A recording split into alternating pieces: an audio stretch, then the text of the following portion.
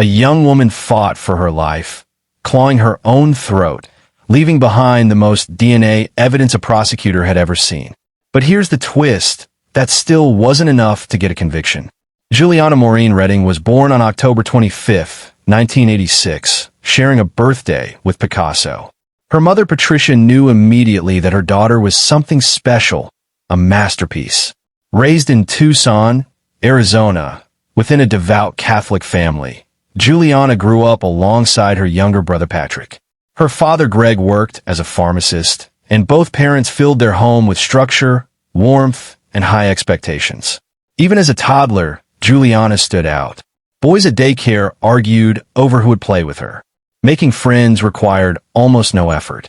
She collected business cards in a black leather briefcase, announcing she would become a businesswoman. At Salpointe Catholic High School, Juliana's drive became impossible to miss. She played golf for 4 years, helping her team rank first in Arizona during her senior season.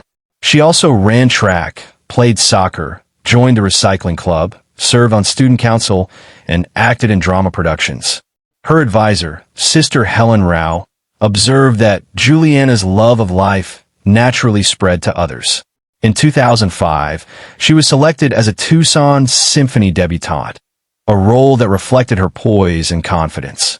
Friends recalled that she moved through the world believing there was space for her in it. After graduating high school in 2005, Juliana relocated to California. She enrolled at Santa Monica College to study communications while signing with a national modeling agency.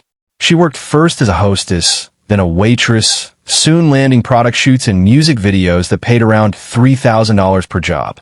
At 18, she earned her first film credit in an independent movie called Kathy T. She rented a one-bedroom apartment on Cinanella Avenue, close to the beach. She was building a future for herself, and everything seemed to be falling into place. In early 2007, while working at a Santa Monica restaurant, Juliana met Dr. Munir Uwaydah, a Lebanese-American physician who operated a large medical business across Southern California. He offered her a job as a medical assistant with exceptional pay, enough to afford a Range Rover.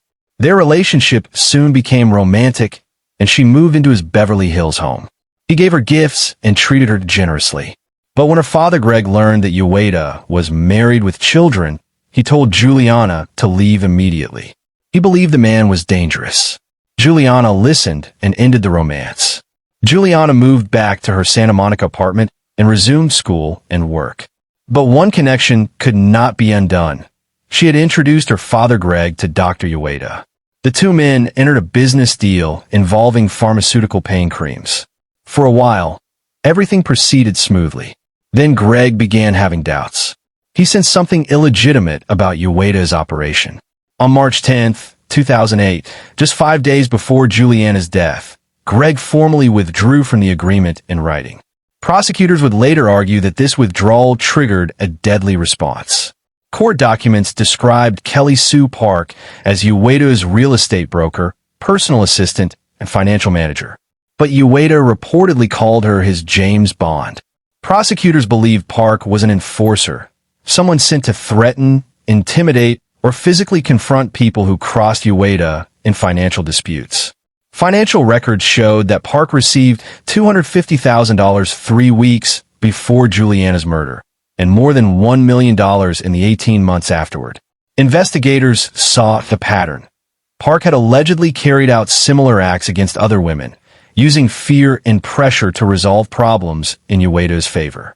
On the evening of March 15, 2008, someone entered Juliana's bungalow just before 10 p.m. A struggle erupted, furniture overturned, objects shattered. Juliana fought desperately. Her head was slammed against the floor, and her throat was crushed. Later, investigators found her own DNA under her fingernails because she had clawed at her neck, trying to pull away her attacker's hands. At 9:53 p.m., a neighbor heard screams and loud movement. Then silence. Someone used Juliana's phone to dial 911, but the call was cut off before it could connect. She almost got help. Juliana's body was not discovered until the next day. Her mother, Patricia, unable to reach her, contacted Santa Monica police. Officers arrived to find the front door unlocked and a strong smell of natural gas filling the apartment. A large decorative candle flickered on the coffee table. The killer had turned on the gas stove and lit the candle, turning the entire bungalow into a potential bomb. But the old building had ventilation that prevented gas from building to explosive levels. Police later said that if conditions had been slightly different, the structure would have been destroyed along with every piece of evidence. Detectives found DNA everywhere. On the door lock, a plate in the sink, the stove knob, the front and back of Juliana's shirt, and most critically, on her throat. Prosecutor Alan Jackson said he had never seen so much DNA in 18 years of homicide cases. Police first eliminated Juliana's boyfriend, John Gilmore, and 40 other acquaintances.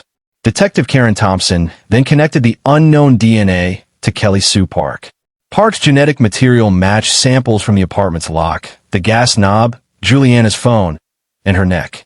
The hands that crushed her throat had left behind biological evidence that could not be erased. Park's trial began in May 2013. The defense argued reasonable doubt. At 5 feet 10 inches and 150 pounds, could Park alone have overpowered Juliana? Prosecutors were forbidden from mentioning Uwaydah as the alleged mastermind. On June 4th, the jury returned not guilty on both first-degree and second-degree murder charges. Park sobbed as the courtroom erupted in shouts of "She knows she did it." Uwaydah fled the country and was never charged. Double jeopardy prevents Park from being retried. Later, she was arrested for a $150 million insurance fraud scheme tied to Uwaydah. Juliana's murder remains unsolved. No one has ever been convicted.